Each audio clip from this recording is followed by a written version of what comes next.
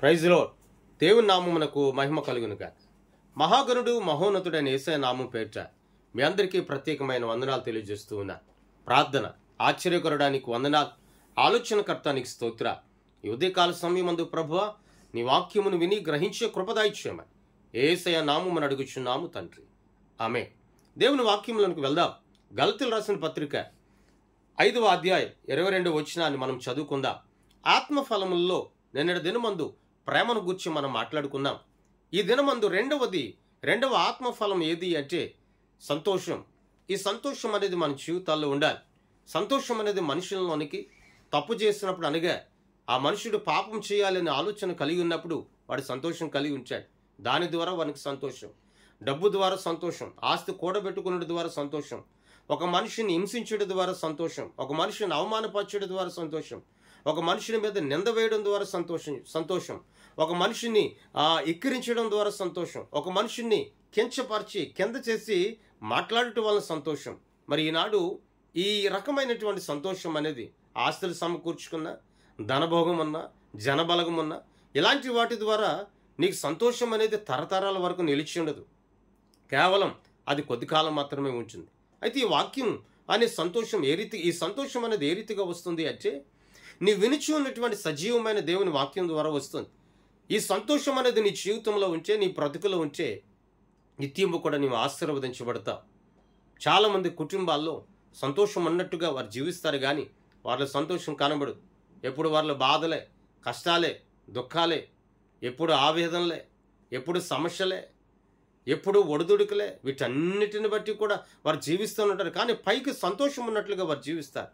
కానీ నేటి దినమందు నా దేవుడు సెలవిచ్చుచున్న మాట, నీ జీవితంలో దేవుని వాక్యం ఉంటే ఆ వాక్యమే నీ జీవితానికి సంతోషాన్ని ఇస్తుంది. సమరశ్రీ జీవితంలో సంతోషం లేదు.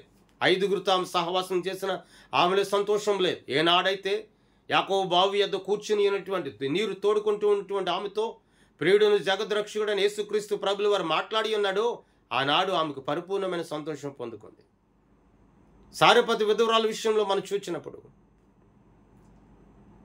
ఆమెకు ఆహారం లేనప్పుడు, కఠినమైనటువంటి ఆ బాధ అనుభవించుచున్నప్పుడు కూడా ఏలియా గారి ద్వారా ఆమె ఆశీర్వదించబడింది.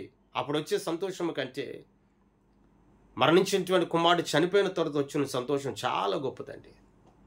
తప్పిపోయిన కుమారుడు కూడా దుర్వ్యాపారం చేత సమస్తమును కూడా పాడు చేశాడు. దాని ద్వారా వచ్చే సంతోషం కంటే అతనికి సంతోషం వచ్చిందేమో, కానీ తిరిగి వచ్చినందుకు తండ్రి ఎంతో సంతోషం వచ్చింది.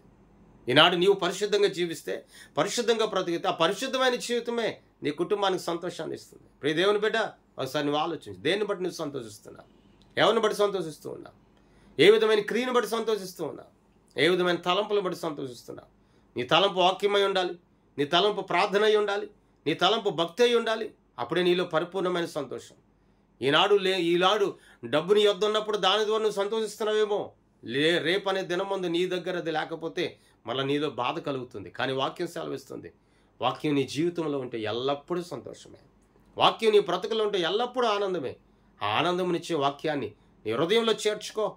నువ్వు చేర్చుకున్నటువంటి మహాగణుడైన యేసయ్య నిన్ను, నీ కుటుంబాన్ని బహుగా దీవించి ఆస్వాదించునుగాక. ప్రార్థన. గణడానికి స్తోత్రాలు, ఆశ్చర్యకరడానికి వందనాలు. వినిన మాట ప్రతి ఒక్కరి జీవితంలో నీరుకాటి ఫలింపు చేయండి.